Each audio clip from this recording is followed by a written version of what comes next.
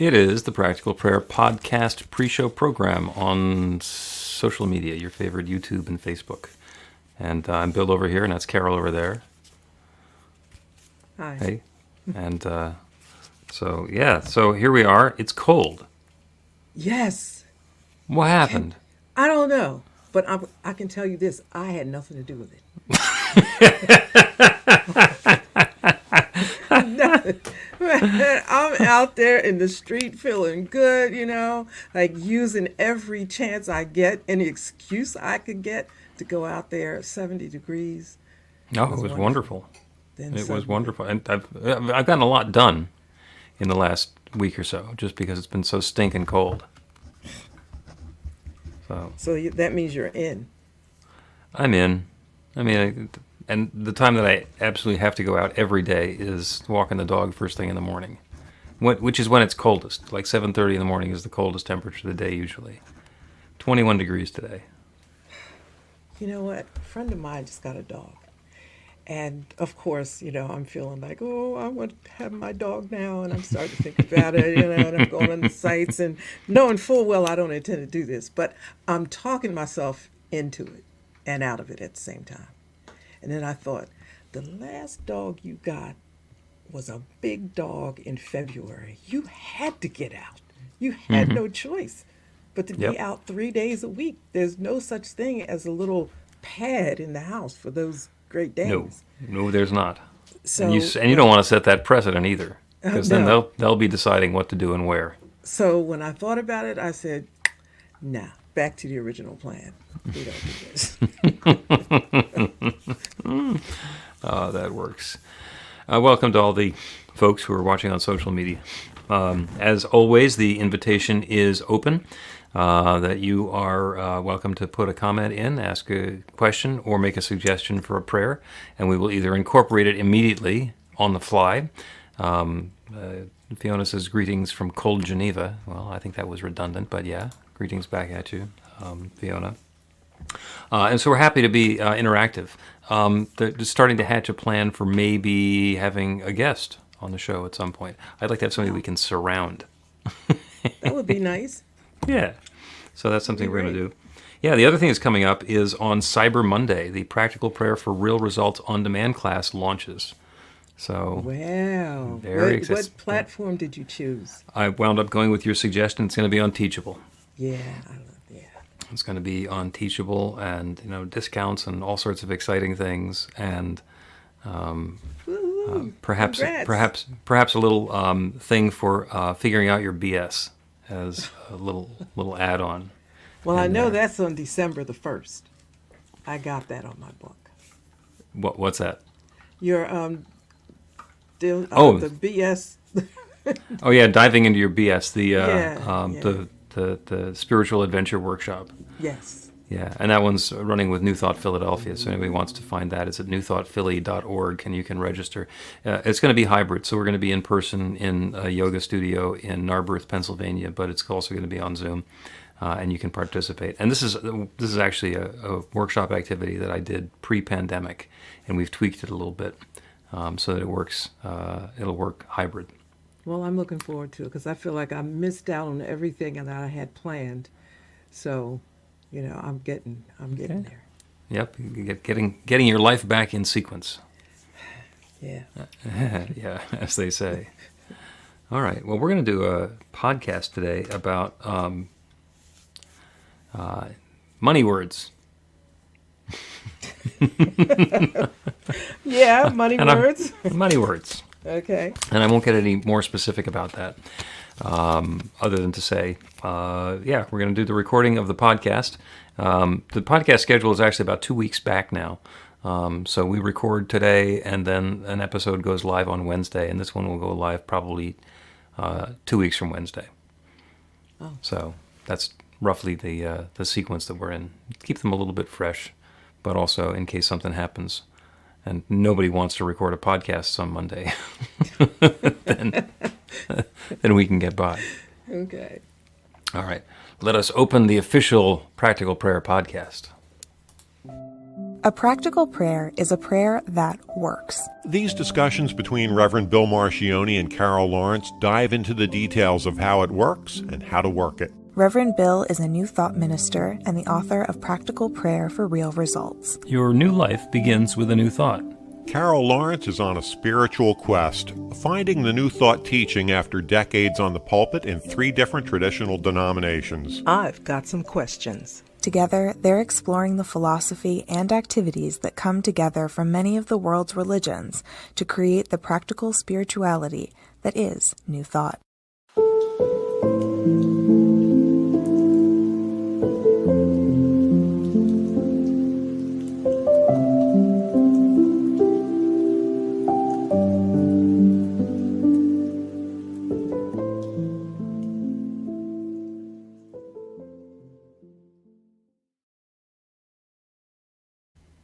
Welcome to the Practical Prayer Podcast. I'm Carol Lawrence, here with Reverend Dr.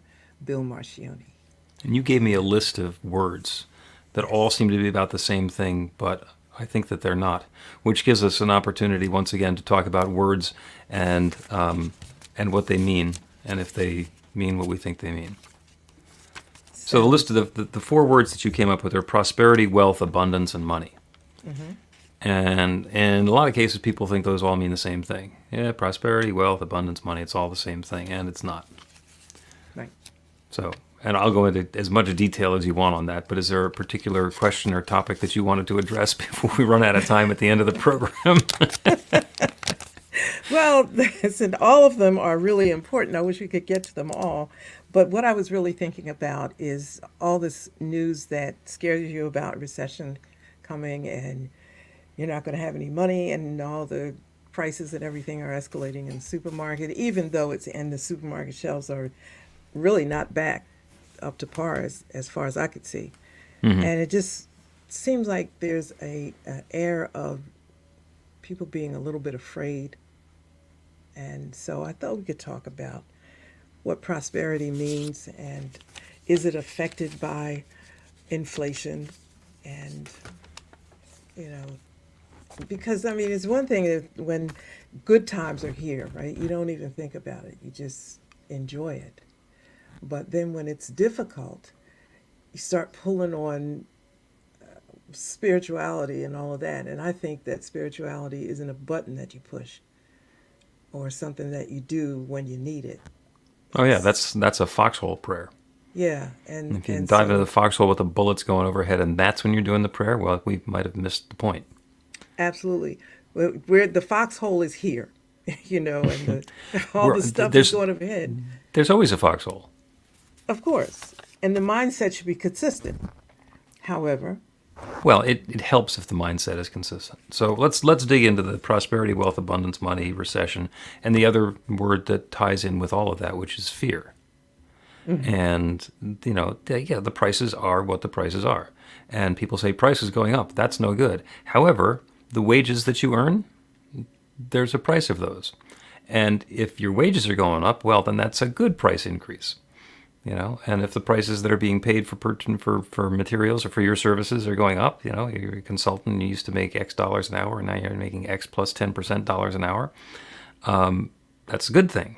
Mm-hmm. So, it's that good news, bad news, who can tell story. The problem is we all like the prices to go up just a little bit because that's how the economy expands.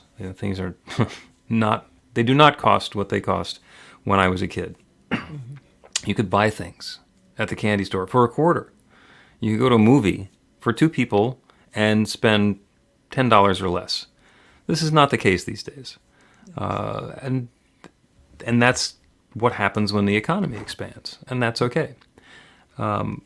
Prosperity is our experience of enoughness. Enoughness. That's kind of a word. It is now.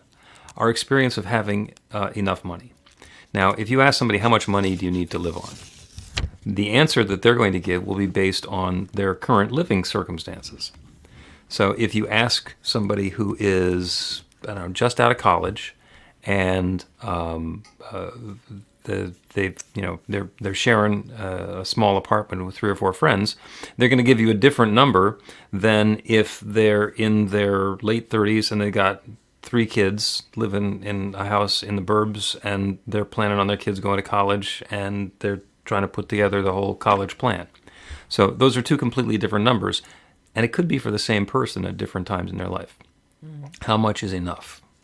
And some people say there's never enough. You could always use more money. It could always be better to have more and more and more and more. My dog wants more and more and more and more as well. And our experience of enoughness and sufficiency changes from person to person and from time to time. And that is perfectly reasonable. So there are people who have huge expenses. They've got, it might not even be a lavish lifestyle. There might be a lot of people who they're supporting, a lot of pieces that they're keeping moving. And it's expensive. And other people who can live very frugally. So it's not the amount of money that we have. It's about having an adequate supply of the funds and the resources to be able to cover our expenses. And maybe leave a little room for some flexibility and some growth. I mean, I have often said that if, with $2 million in the bank, I'd pretty much be set, because I could make investments support me basically indefinitely with a $2 million nest egg. If Bill Gates had $2 million, he'd be ruined. Okay? Same first name, same $2 million. Different context. Yeah. So, and when we look at it in that context, then prosperity is having enough. And prosperity can take the form of finances, which is the way we usually think of it. But if you have somebody who has tons of money and they're in ill health and they're uncomfortable, then what they're really looking for is to be feeling better, or to be more active, or to have that experience of prosperity and enoughness in a different area of their life. Abundance is the natural order of things. This is an infinite universe. This is a creative power that creates everything, that has created everything, that continues to create everything, that created you, and creates galaxies. That is abundance. It is an infinitely abundant universe. There is, and the notion that creative power is going to run out of stuff, like, oh, I wish I could make another star. It makes another star. And the thought that infinite abundant power, that limitless resource, doesn't have enough to cover your rent is preposterous. So it's not about the abundance.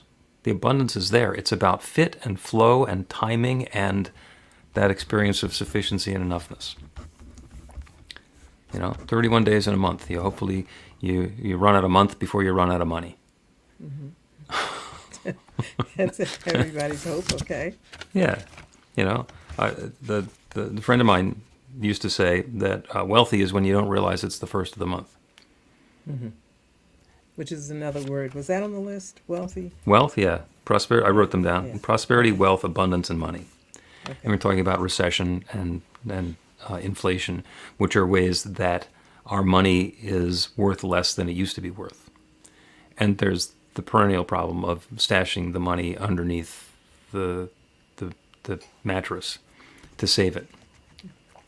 And that works completely counter to what we want to be doing with our money anyway. Because money is not a thing in and of itself. You think, oh, it's, the Ben Franklin on a $100 bill. That's worth something. No, it's actually a very nice piece of paper with some okay artwork on it. But the paper itself is not what gives it value. It's the belief that we have that it's going to buy us $100 worth of stuff. And that money is called currency. And where else does current come along in our life? Well, it's always where there's something flowing. It's the current in the ocean or the river or the electrical circuit. And current only happens when there's motion. And when there is not current, there's stagnancy. And what we don't want to do is let our beliefs and our money and our ideas become stagnant. So the idea is if there's money available, if there's resource available, let's let it work. Let's let it do its thing. And sometimes that's by spending it. Sometimes it's by spending it and letting it go into circulation because it goes around and it comes around and continues moving. Sometimes it's by using it to invest in something, to build something that's going to be valuable in the future. Now, as soon as you put the money into the investment, you no longer have access to it as money. So it's the same as spending it, but the investment is different. It's about going into the flow and using that resource to invite in something new. So, wide-ranging bunch of topics that I've gone through here. A lot. Okay, so go back. I thought I'd take a breath and let you change the subject. Well, listen. Okay, let's go back to fit. You said fit, flow, and timing. So what is fit?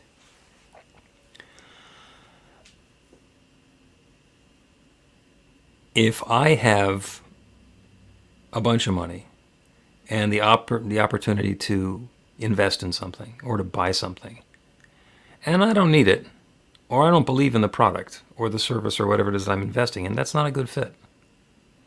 So what I want to do is be enthusiastic so that my heart, my intention, my desires, my focus flows where I'm putting the money. There are people who invest, they're intentional investing. So I'm only going to put money into companies that I agree with philosophically, who are doing things to support the planet or support human rights, or there's a whole bunch of different ways that people who are just buying stocks and equities are able to invest in the companies that are doing the sort of good work that they want to be doing. Mm-hmm. There are other people who just avoid the ones who are doing really toxic things. It's quite unpopular these days to invest in things that the Russian government is doing just because they're misbehaving as badly as they are in Ukraine. Mm-hmm. So we can find a fit that way, and it's what's comfortable for me. Tobacco companies historically made a lot of money. Same thing with oil companies. Do I want to be supporting them? So that's where the fit comes in. Same thing buying products. We want to buy stuff that's aligned with our values, and that's where the fit comes in. Okay. And the timing? Yeah, back to that conversation about the youngster who just graduated from college and doesn't have a whole lot of expenses, and somebody else who has the need to keep the machine going because they've got a lot of responsibilities. There's a way of taking advantage of the timing there. In a couple of different ways. Young and unattached, maybe that's the time to be traveling the world and doing things that are fun and outlandish and different. Or, depending on the personality and the person, maybe that's the time to be setting up a 401k to begin with, mm-hmm. or an IRA, because somebody starts investing in an IRA when they're 18, and even just a modest amount of their income, in those early days when they don't have much, that really has a lot of time to multiply. It really can make retirement be much more flexible than if somebody starts when they're 57. So, okay, that's a lot, Oh yeah, we crammed a lot into that. Yeah, and we could break them down into individual lessons or talks, discussions. But what I'm trying to get to is that people are feeling stressed about money. Mm-hmm. And you use the word fear. So yep. I would like you to talk a little bit about that. And how do they get through feeling really stressed and fearful, in terms of how to pray about that and what to expect from that prayer? Okay. And that's going to be a lot. Let's take a break, and when we continue, we will go into fear and whatever is the opposite of it. You can put practical prayer to work in your life, and Reverend Bill Marchiony can help. He is offering an online class that teaches you to create your own practical prayer in 5 weekly 1-hour sessions. The final hour brings your practical prayer together, anchored in live original music by a notable New Thought musician. Practical prayer is based on the most effective prayers found in religions and spiritual practices all over the world. Use it to deepen ever more fully into the truth of your spiritual nature. It's the core of a transformational spiritual practice that's simple, even if it's not always easy. Reverend Bill is also available for private spiritual counseling prayer sessions. Together, you'll lean into the challenges you've experienced in life and explore the transformation that's possible through practical prayer. You'll uncover old, hidden beliefs and uproot them to make way for the life of your dreams. Everything you need to know is on the website at b-the-light.com. That's b-the-light.com. Welcome back to the Practical Prayer Podcast. I'm Carol, here with Reverend Dr. Bill Marchiony. And We're talking about fear and its opposite, especially when it comes to prosperity, wealth, abundance, and money. Mm-hmm. And the fear of not having enough is different than the experience of not having enough. And sometimes we get just a taste of not having enough, and that triggers the fear of that continuing. And oh my God, it's going to get worse. And it's, all the stuff that they're saying in the news is true, and there's no end to the inflation, and there's no end to the recession. And I have my savings, and it's worth less and less every time I turn around. I used to be able to, buy a whole tank of gas, with a $20 bill, and now it's the $20 bill is gone before I even get the pump nozzle into my car. And fear is real in our experience, but what we are fearing is not real. The acronym for fear is false evidence appearing real. I first learned that it was false evidence assumed real, but it doesn't even need to be an assumption. That it can appear real.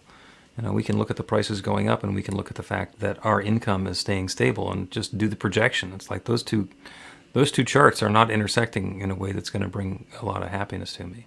Mm-hmm. And that's not the truth. The fear is not the truth. We look at that situation and we are able to project out, here's what's going to happen if things continue along the way that they have been, and I don't know what to do to make them be any different. Therefore, I'm doomed. And that's the cycle that we get to go around in our heads. And it's not true, because the only reason that we would be doomed is if we insist on staying in the box that we've put ourselves in and let those trend lines continue out along their way. So we can just as easily set the intention that there's plenty.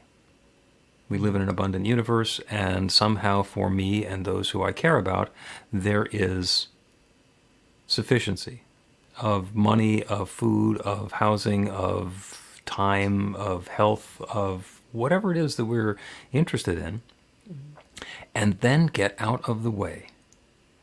Because if I think that the way that I'm going to get enough money to pay the increase in the rent that the landlord is trying to put on me is that I'm going to have to quit my job and move to a different town or move to a different apartment and do this and do that and the other thing, then I have put myself in handcuffs to that idea.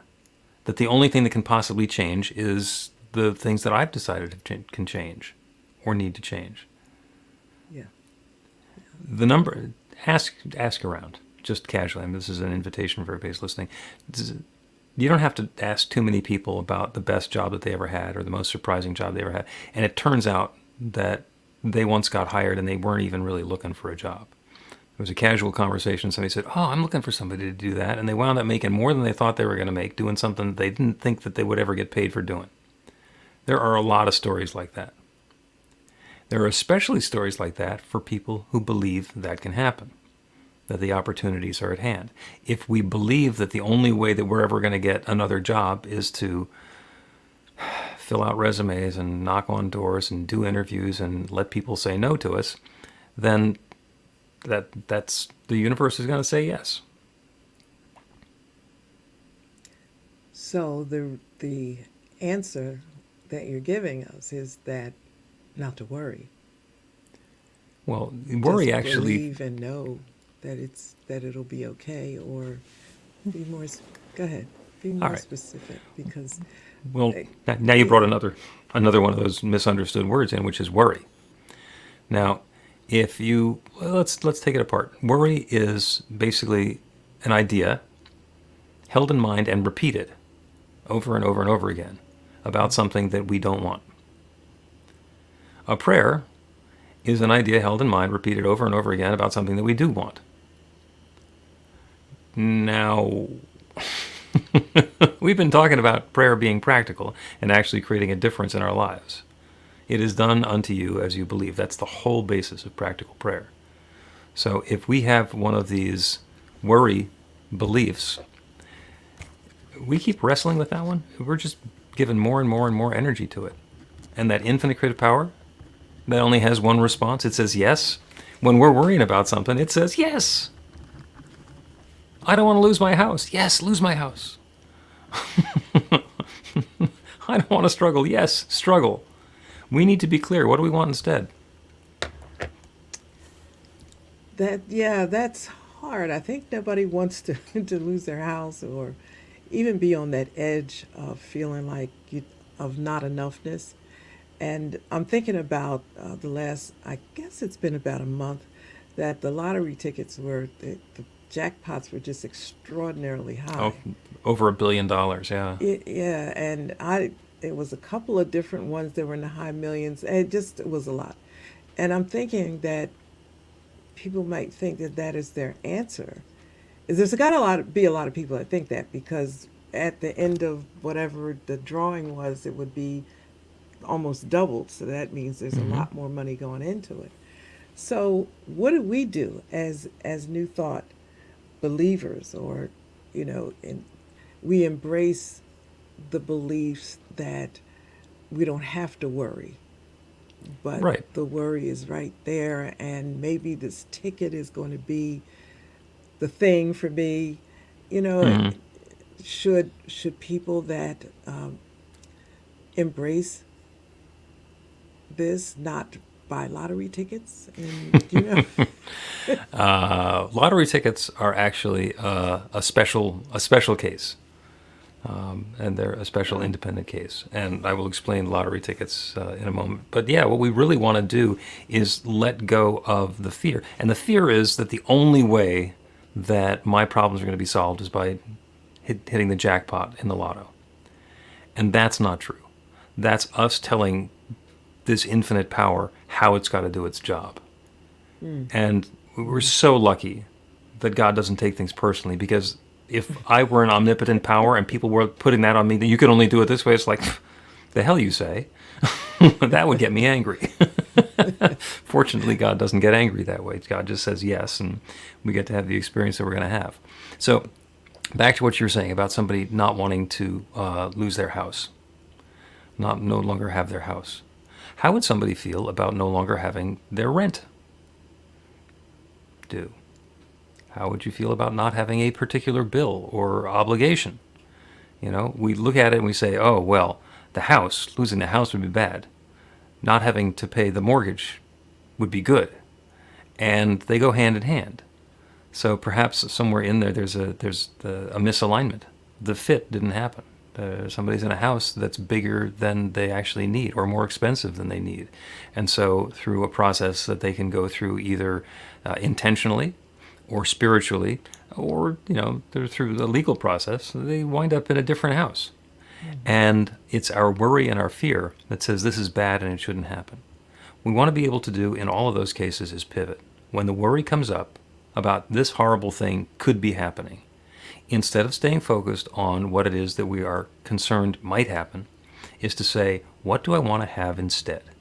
What is the experience that I am desiring? And then put as much energy into that. This is the good that I am anticipating, expecting, desiring, and committing to now. And we don't even need to say how it's going to happen. I want to have a perfect, comfortable home. I want to have a great job where I'm doing work that I find fulfilling, and colleagues who love working with me, and I am generously compensated. And we're not even going to say that the money's going to come through the job, because yes, it can come through a lotto ticket.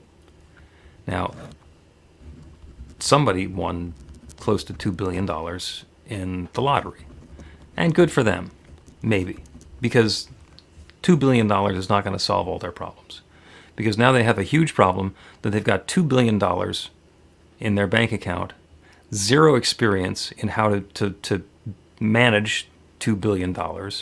And do you suppose the first person or 10,000 people who come along who are offering to, quote, help them are all honest and above board?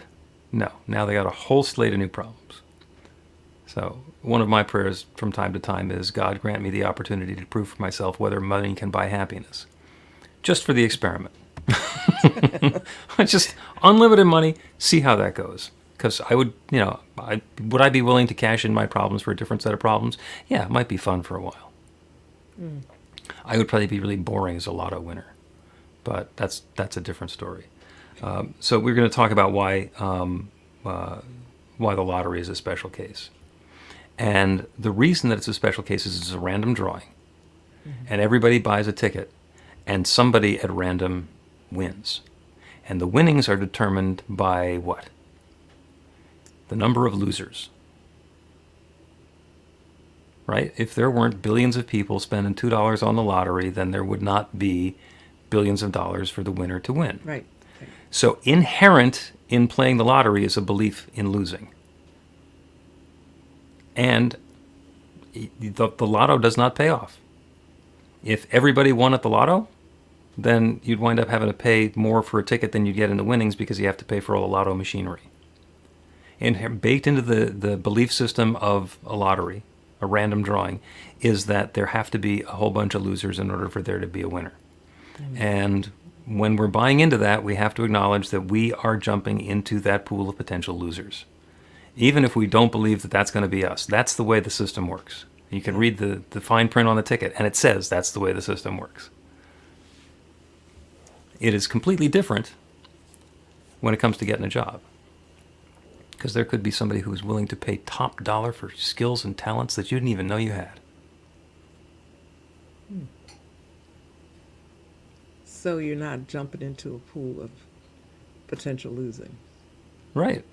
No, when I am able to identify my unique gifts and skills and talents, what I'm bringing to the table, what I'm offering up, when I share my time with somebody, and there's somebody who finds great value in that, that's not gambling.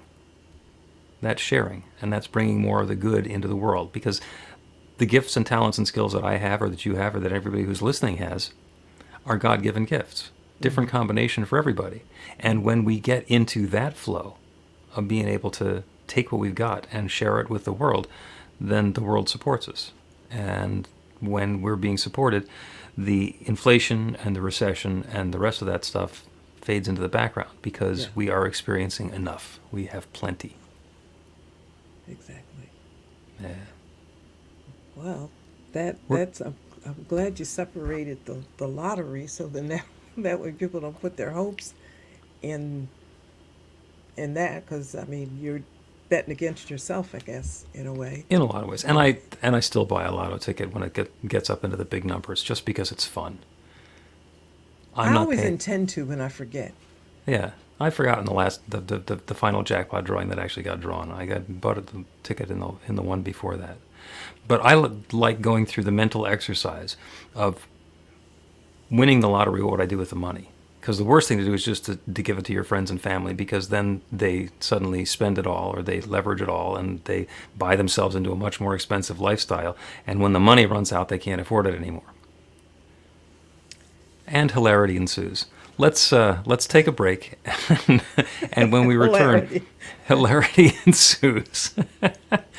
And when we return, we will do a prayer on enoughness. Okay.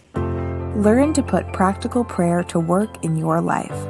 The steps are simple to learn and let you begin to get real results to create the life of your dreams immediately. Reverend Bill Marchiony's widely acclaimed book, Practical Prayer for Real Results, gives you a clear summary of the New Thought principles behind practical prayer and the series of easy-to-understand steps found in the most effective prayers from religions and spiritual practices all over the world and throughout history. Practical prayer is not a replacement for your religion or practice. It's a technique to make the work you do in consciousness even more effective. The book includes 40 prayers on various topics that you can adapt as needed and use as your own. Practical Prayer for Real Results is available in paperback, Kindle, and audiobook on Amazon or at b-the-light.com. That's b-the-light.com. Welcome back to the Practical Prayer Podcast. I'm Carol, here with the Reverend Dr. Bill Marchiony. This has been a great conversation. Yeah, when you start with 4 or 5 different words and we get to do a slalom course amongst them all, it just goes in every different direction. It does. And when you said when I bring those, I'm thinking, did I do that, or did you? I'm gonna make a note. Don't bring a lot of words. Just bring one. Even with one word, we wind up going in lots of different directions. Yeah. And that's okay. And that's okay. Yeah. The words, by the way, were prosperity, wealth, abundance, and money. And then we threw fear and recession and inflation in on top of those, just to mix them up, to have And them there. don't forget we threw the lottery in there. Oh, yeah. Yeah, the lottery and living, the law of averages. So, Yeah. yeah, there's actually a whole episode to do about living above the law of averages. Or as we like to say, living well above the law of averages. So this episode was a course. Okay. This episode was a course. Yeah. And we're going to now do a prayer. And this is a practical prayer on enoughness, which may or may not have been a word before, but it is a word now, because we all understand when we are feeling like we have enough. And we are all keenly aware when we have the concern that there's not enough. When we're looking at the amount of food that we've cooked and the number of guests that we've had and go, uh-oh, there might be some mismatch here. Or we look at the amount of money that's in the bank account and we look at the bills that are coming due and go, uh-oh, there's not enough for me to have this work out. And the idea is not to replace a slight insufficiency of food with everything that they have over at the supermarket. We want to have enough. We want to have enough to use for this particular purpose. We want to have a little bit to spare. We want to have some to share. Same thing with our money, with our finances. We don't need all the money in the world. We want enough to spend, to save, and to share. And that's enough. To be in that flow of enoughness where we have that adequacy. And the good news is we're not alone. Because when we take it to prayer, we can open our awareness to the infinite power, that divine presence, that abundant nature of the universe. It is limitless. That's what infinite means. There is no limit to the resource, to the abundance of the universe.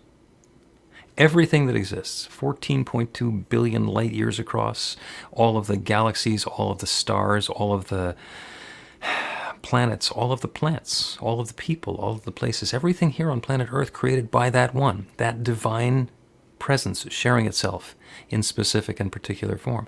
Everything is that infinite abundance taking its own specific form.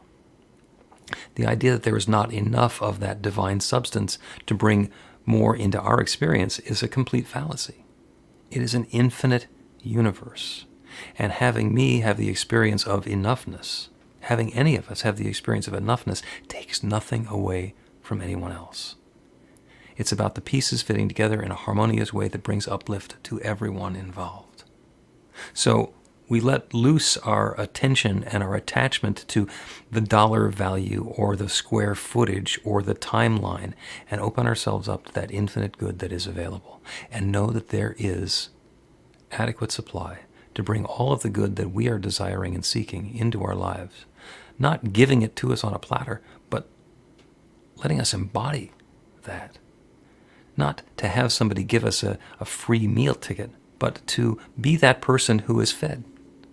To share our gifts and our skills and our talents in a way that brings uplift to our lives and to the people who we're touching, so that that generosity, that giving continues to go and to go and to go. And in gratitude, there's more good for us. That's where the enoughness comes from. It's not because we negotiate a contract and dictate a deal and demand. It is about being in the position where we can share and be shared with and be in that flow. And there is plenty. There is enough for us to save and to share and to spend and to have and to be. That infinite creative power that has created each of us is creating that newness for us now, each in our own way, each with that adequacy and sufficiency and enoughness. The good is at hand right now. I'm so grateful for it. I'm grateful for the supply. I'm grateful for the flow. I'm grateful for the awareness of this process and for the wonderful good stories that we each get to tell about this good flowing into our lives. And so with gratitude for this good, I speak this word and I release it into that same creative law that has always said yes. It always says yes.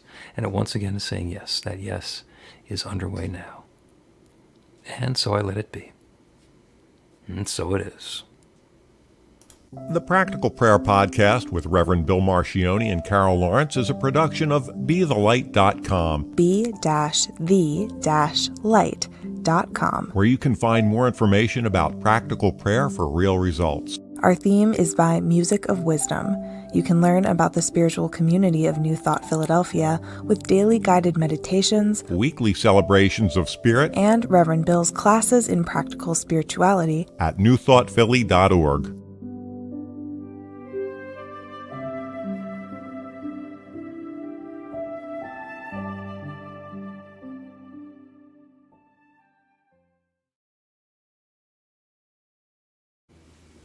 And that's a wrap on the Practical Prayer Podcast for today. Yeah. Fiona asked a question. Yeah, in the I was going chat. to point to that question. Okay. So, and the question, and it actually is, how is practical prayer different or similar to affirmative prayer? And there are two ways that we can answer that. One is just by answering Fiona now on the live stream, and the other is by turning it into another series of episodes. We could do both. We could do both. Because So we'll answer it quickly now. And there was actually a podcast episode about that. Mm-hmm. The question as asked, practical prayer is different than affirmative prayer, in that practical prayer is a very specific series of steps that aligns us with the infinite creative power that creates everything. Practical prayer is identical to spiritual mind treatment. It's a modern language. Because some of us didn't like the idea of somebody doing a mind treatment on us. And too many implications of white lab coats and things that are out of our control. Would that be me? You did Probably a mention lot. that. You mentioned that, yeah. And an affirmative prayer can just be an affirmation. You know, somebody says, oh, this is an affirmative prayer. It's like, I have plenty of money. But if we don't believe it, then it doesn't work. Because when we don't believe it, we get what we believe rather than what we said. So it is possible for an affirmative prayer to be a practical prayer, but not all of them are. Every practical prayer is an affirmative prayer. Every practical prayer is an affirmative prayer. Correct, but not every affirmative prayer is a practical prayer. Got you. So, and we don't need to use all 5 steps or all 7 steps in order. But we need to make sure that we're using enough of them in an appropriate order to activate a change in our belief. Because if I'm praying for something that I already believe is happening, the prayer is really kind of unnecessary. You know. So if you already believe it's happening.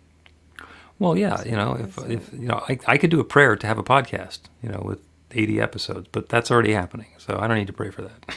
It's showing up right here in my belief system and on YouTube. So you don't need to pray for that. Okay. I don't need to pray for that, right? Because I already believe it, and I have very little disbelief that we're going to be able to do enough episodes to get to 80 of them, which I think is this week or next week. Yeah, this week is 80. Wasn't even counting. It's done unto you as you believe. And when we want to do it in a prayer, it's because there's something that we're believing, or we want to be believing, that we're not believing. Sometimes it's really subtle. Sometimes it's really what? Subtle. Oh, okay. Whether you believe it or not. Yeah. You're saying? Well, there's things that we think we believe, but we don't believe them. Well, yeah. There's blocks, there's hidden beliefs, there's stuff that we learned in childhood. We have this completely unaddressed instruction that we were given as children, that what we want to believe, what we think we believe, there's no way we could ever possibly believe because we don't deserve it, or wrong side of the tracks, or whatever the reason was. Yeah. My husband and I were talking about something similar to that recently. Something that was said to my sister and, you know, the cousins and everybody. And we believed it without question, just never questioned it. And you keep those beliefs all through your life, you know. And then so recently we were all together talking about it and saying, well, that was really dumb. You know, who really believed that? And how did we believe that? But when you don't know, You just believe it. Yep. And if nothing challenges it, it just goes on forever. Mm-hmm. Yeah, but- it's like the metaphor of the computer program. You start running a program on your computer. If you're not happy with the way the program is running, you got to uninstall that one and start another one. Mm-hmm. You can't just assume that eventually it's going to run out of steam. Which I did this morning. Had to replace something. But yeah, it makes perfect sense. So, but I'm glad you made the distinction, though, between practical prayer and affirmative prayer, because I had just assumed that they were both the same, just the name was different. I'm trying to, the spiritual mind treatment thing, I'm trying to keep saying it to myself, so it will feel good, it'll sound right, and it'll be okay. It's still a little bit, I mean, when you say spiritual mind treatment, it's like, eesh. Yeah. Yeah, that's okay. That's why I coined practical prayer, because you don't need to have that heavy lift. And also in spiritual mind treatment, there's a whole bunch of other old language that people are very comfortable with. Mm-hmm. Like when you're going to go to a professional to have help with some prayer. The comment might be, I was having an issue, so I went to my practitioner to get a spiritual mind treatment, and I manifested a demonstration. Yeah, and people go, you what? What happened? And it sounds like an old movie. Well, yeah, and the way that we would say it is, hey, I was having an issue, so I went to my somebody for a professional prayer, and I got a result. Yeah. Got a practical prayer and got a result. So result, you pretty much know what it is. And if it was a prayer, it's probably something that you wanted. Probably. We're going to go with yes. That's a yes. That's a yes. Mm-hmm. Well, okay, so now I got to think about this.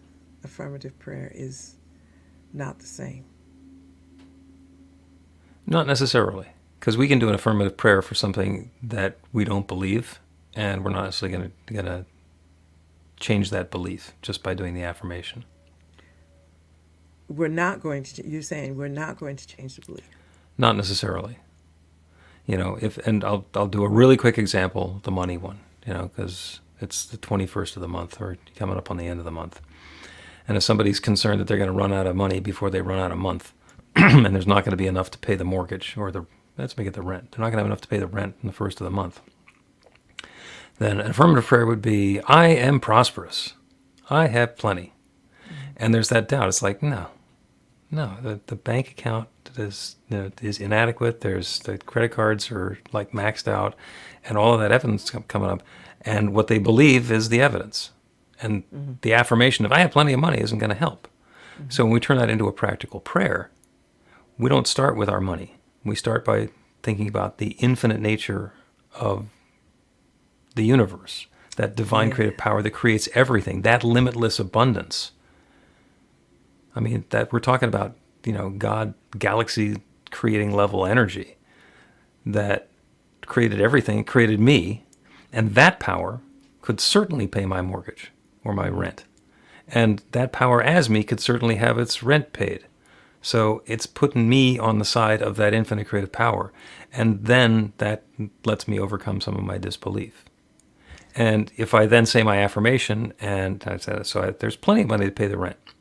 And a little voice comes in and says, yeah, but the credit cards are maxed out and there's nothing in the bank. I can then address that directly, because that's the circumstances. That's the false evidence appearing real. Mm-hmm. That because that was the situation that I was observing when I last looked at the bank statement, that's going to continue. No, that's not true. The truth is I live in an infinitely abundant universe. There are so many ways to have my bills paid, to live in sufficiency. I'm opening myself up to that infinite possibility. I know I have plenty of money to pay the rent the first of the month. And eventually, our belief changes. And that's what makes it into a practical prayer. So we're not going to wallpaper over that. We're going to do an affirmation that we don't believe in, and then we're done. No, that can be an affirmative prayer, and that's why they're different. Got it. I appreciate that question. Fiona, thanks. That's a good question, Fiona. Yeah. You come back next week. All right. That is a wrap for the Practical Prayer podcast pre and post show on Facebook and YouTube. Carol, thank you as always.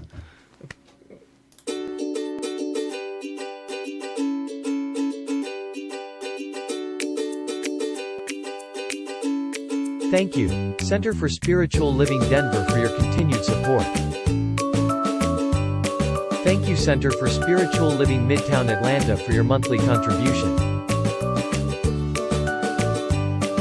Thank you, Center for Spiritual Living North Jersey, for your monthly contribution. And please help us welcome Om Center for Spiritual Living in La Mesa, California. Thank you for your monthly donation. Thank you, Center for Spiritual Living Seattle, for your most generous donation. And a special thanks to Hefferlin Foundation for your generous technology grant.